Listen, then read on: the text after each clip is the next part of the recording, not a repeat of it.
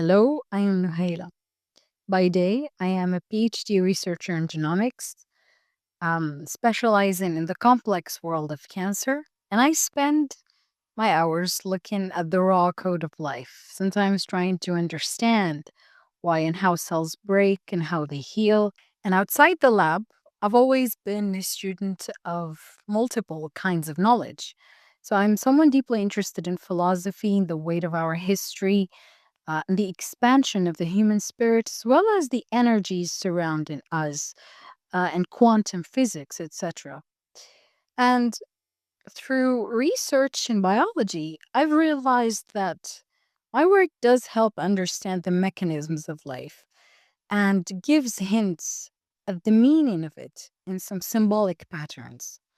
Many would say, how would cells under a microscope relate to the meaning of life? Well, I can say this.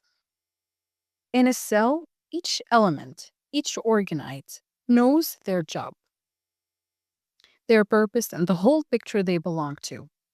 They're all ready to fulfill their duties in a very complex and beautifully designed network.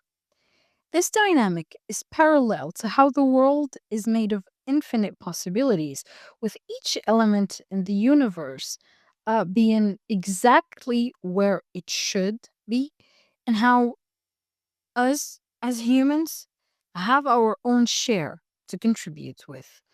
Just like a cell's organite, we're like living brush strokes in a big divine painting. Each has a message, or duty, or a purpose. Call it whatever you want, but something that's really fulfilling and contributing, making one's life bigger, bigger than just themselves. And there is a wholeness to this system. Many people don't seem to know that, or maybe know the concept, but don't know where to start, or something is just lost in simple equations that they have in their life. Or maybe someone in their current path, but they need a divine message or maybe a little push. So that is why I created the Holistic Lab, which is a space that I wanted to have more authenticity, and where authenticity isn't just a buzzword, but a biological and spiritual requirement. Blending science, blending many aspects of human creation and human existence into a beautiful talk. And so, like I mentioned, that the organites and a cell, they all know their duty, they all know themselves. There is this ancient command that has echoed through every great civilization, which is know thyself. We usually we think of this as a purely philosophical journey, but as a researcher, I see this as a physiological one too. When we talk about knowing ourselves, meaning we can delve also into knowing our triggers. We can discover our needs and our purpose. We aren't wandering into pseudoscience. We are actually entering the realm of salatogenesis, which is the study of what creates health.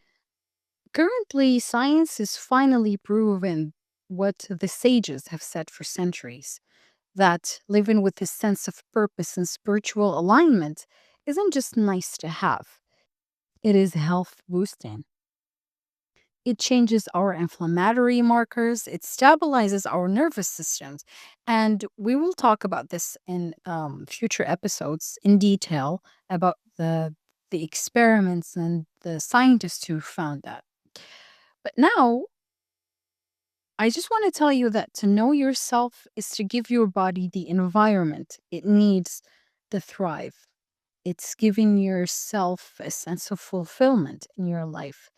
And it's living more happily and fulfilled. Not perfectly, because no one is perfect, but more satisfied.